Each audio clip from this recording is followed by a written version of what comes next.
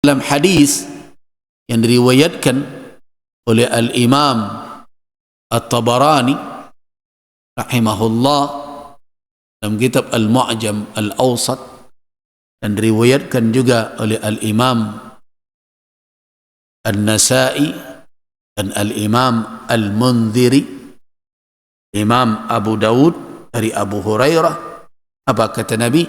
Laisa minna man khabbaba imra'atan ala zawjiha. Tidaklah bagian dari kita itu.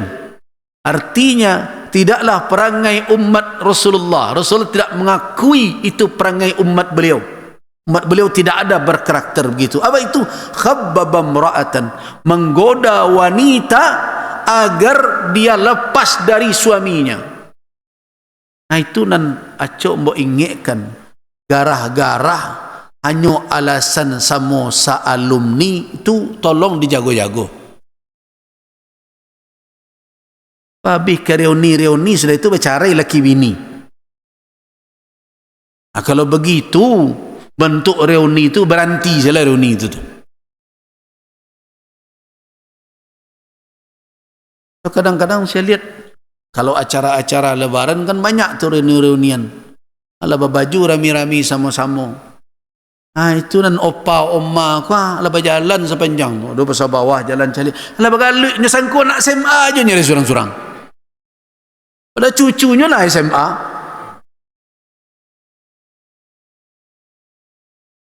Kok mata kepalamu mencari bukan cerita orang. Masa iya bagaluk awak lagi gaya model itu? Masa begitu? Anak kan dipercalikan ke anak cucu awak kalau model itu awak baru umurlah 60 kata kemudian balik serupa anak SMA bentuk kanak-kanak serupa itu. Lima malu. Jadi kalau orang berbicara sekarang degradasi akhlak, sebenarnya bukan ilmu akhlak yang tidak disampaikan. Kaji akhlak setiap pagi setiap petang disampaikan. Tapi kaji itu matah ketika dibawa ke lapangan, itu masalahnya. Kaji ustaz kan tak ada ke tu carilah di luar, tak ada serupa nak kitchen ustaz tu mau tak saya masjid itu sekejin. Kenapa? Kenyataannya di lapangan nak bersuara seperti itu. Nah makanya ambo berulang kali kecekan, mengajarkan akhlak tidak cukup dengan memberikan wawasan keilmuan tentang mana elok mana buruk, tidak cukup aja itu, tetapi adalah memberikan qudwah, ketauladanan bagaimana berakhlakil karimah. Itu sebenarnya tujuannya. Nah yang jadi persoalan dah kini mana akhlak al-karimah yang di dalam praktek. Tidak sebentar ada kegiatan kita anti korupsi, terus sudah itu nanti tukang imbau anti korupsi itu tertangkap dulu korupsi. Jadi bagaimana kita akan berbicara tentang akhlak? Orang nyebut etika moral. Kalau orang-orang yang semestinya menjadi tauladan di dalam mempraktekkan bagaimana akhlak yang baik itu, malah yang meruntuhkan apa yang telah disampaikan tersebut. Makanya banang kok anak-anak muda wak susah ya. Latih. Karena nyecalik orang tuanya, nyecalik orang-orang gaiknya. Saya sering katakan contoh, kalau kita khawatir dengan narkoba, kan heboh tiap sebentar. Dan kalau kita bicara berbagai perkara, kan banyak itu para bazir kadang menyerang kita. Oh ya, mengajar itu caliklah narkoba banyak. Kan tidak disampaikan oleh ulama bahwa narkoba itu haram hukumnya. Berbahaya, itu membuat suram masa depan negeri ini, menghancurkan masa depan generasi kita. Lah disampaikan. Cuma persoalannya, apakah cukup hanya diteriakkan seperti itu? Nah siapa yang akan menjadi contoh? Dari mana kita akan memulai untuk mengantisipasi narkoba tersebut? Nah kita pelajari dan kita mendapat informasi dari berbagai yang menulis dengan penelitian bahwa pintu masuk ke narkoba merokok. pintunya.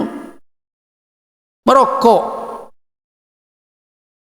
Dengan merokok itu mereka menjadi kecanduan. Nah, kecanduan itulah yang menjadi langkah awal. Apalagi mengganjo berbagai macam kan dengan rokok. Nah, karena itu sebaiknya merokok itu tidak dilakukan lagi. Tapi bawa caranya ke mengecekkan.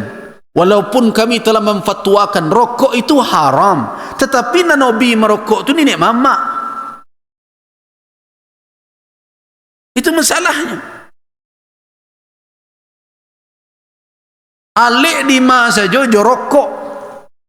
Bahkan persembahan kemakan pun pakai rokok loh. Siri salai minta dicabik. Pinang sadi dia minta digatok rokok, sebatang minta diisok. Begitu ujinya. Nah, tapi wak cami dengan narkoba. Itu salah satu jalannya. Mestinya wak tutup jalan itu. Tetapi orang tidak mau. Yang aneh. Nah, kalau awak mengingekkan orang tinggalkanlah ini, tapi awak mengerajuan, mata kaji. Makanya sering saya katakan, kalau ada orang tua memberang anak ketika ketek merokok, karena lacui kan ndaknya, karena ikat pinggang, tidak boleh merokok. Dia tahu orang merokok tu mabim piti. Tapi ada kalimat, alum pandai mencari lain. Itu nama bayo tu. Saya pandai saya lupa ini. Nah, di situ kalimat-kalimatnya tu. Anan bedo mana lah sejam membarengi anak atau anak tadi sampai pasal kadai entahlah lepak rokok sotang lah habis tu kaji sejam tadi.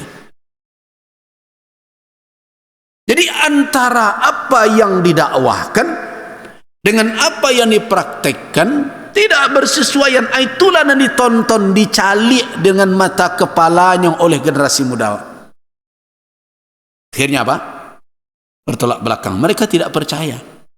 Berarti kaji itu cerita senyum. Itu kenyataan. Mulai dari jabat di atas sampai ke bawah kadang mempertontonkan. Satu loh ustaz sebagian. Walaupun kecilnya makruh. Kenapa bukan kita yang telah lebih dahulu menunjukkan bahwa yang makruh itu tidak ketuju di Allah Subhanahu wa taala? Walaupun kadang ceramah model itu kawan-kawan sebagian perang kambo, kami lo nang kanai dek buya tu. Mau bagaimana lagi? Jadi perangai kita, perilaku kita itu akan menjadi cerminan bagi generasi kita yang akan datang. Karena itu berhati-hati. Balik kita ke reuni-reuni tadi. Kalau memang akan berkumpul yang membawa kemaslahatan, yang menjadi tauladan. Jangan mencontohkan bawa ke melarang anak-anak gadis main tiktoker, menggoyang-goyangkan badan. Kalau awak sedang reuni nanti pikir adalah apa joget-joget. Padahal umur lah sebegitu. Seharusnya nilai-nilai yang baiklah yang akan kita wariskan kepada generasi yang akan datang. Jadi mengganggu suami istri orang jelas itu bukan pekerjaan umat Rasulullah sallallahu alaihi wasallam. Kata Nabi, "Laisa minna man khabbaba imra'atan ala zawjiha." Tidak bagian dari kita seseorang yang menggoda wanita lain yang bersuami sehingga dia menjadi tidak suka dengan suaminya. Jadi jangan digoda istri orang. Nah, jelaskan alasannya. Jangankan menggoda istri orang, menggoda wanita yang ditalak rajai saja, meminangnya dengan sindiran sekalipun haram hukumnya. Ijma' ulama atas itu. La bi tariqit tasrih wa la bi tariqit ta'arid. Perhatikan catatan itu bahwa meminang alla takunal mar'atu, jangan sampai wanita yang dipinang itu Jangan sampai wanita yang dipinang itu muharramatan, diharamkan untuk dinikahi, ala rajuli, atas laki-laki yang maju meminang, hurmatan mu'abbadah, baik haramnya mu'abbadah abadi, wala hurmatan muaqqatah, begitu juga haramnya muaqqat sementara, selama tidak boleh. Nah, wala yajuzu lahu an yakhtuba dhata zawjin. Nah, tidak boleh meminang wanita yang punya suami bihali minal ahwal, dalam keadaan apapun. Itu takhbib namanya. Li'annaha muharramatun, karena itu sudah menjadi muharramah, diharamkan selama-lamanya selama wanita tersebut masih berstatus sebagai istri. Nah, kenapa? Wali'anna khitbataha i'tida'un ala haqqiz zawj, karena meminangnya berarti memusuhi suaminya, hak suaminya. Jadi hati-hati, jangan dilanggar aturan. Nanti bekok bereaksi suaminya, jadi tujuan lo suaminya radikal begitu. Dia punya hak untuk mempertahankan istrinya. Nah, karena itu walidzalika tuhramu khitbatul mu'taddah min talaqin raj'iyyin, karena itulah makanya diharamkan meminang wanita yang beriddah, yang dalam iddah karena talak raj'i, bittifaqil fuqaha, sesuai dengan kesepakatan ahli fikih, baik dengan cara terang-terangan, la bi tariqit tasrih wala bi tariqit ta'rid, baik terang-terangan maupun dengan sindiran, tidak boleh. Nah, bagaimana kalau dia, wanita tersebut sedang iddah, tapi iddahnya karena wafat suaminya,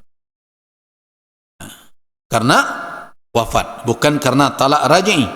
Nah, kalau karena wafat, maka boleh dipinang dengan sindiran, la tasrihan, tidak dengan berterang-terangan. Sihanang kan dijaga oleh, kan udah ndak ada oleh lah mati. Nah, sini yang harus difahami, begitu keindahan Islam. Yang dijaga oleh Islam di situ bukan orang yang meninggal lagi, tapi yang hidup, keluarga dari suami yang wafat itu. Tidak sembarangan. Nah, wala junaha alaikum, kalau secara sindiran boleh dilakukan.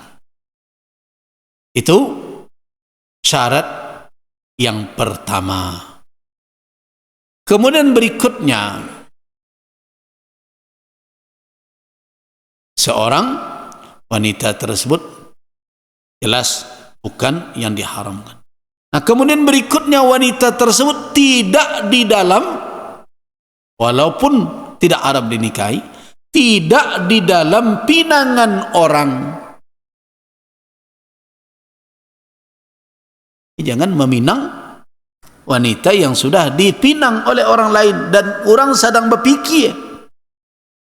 Bisa jadi kan tidak langsung diterima.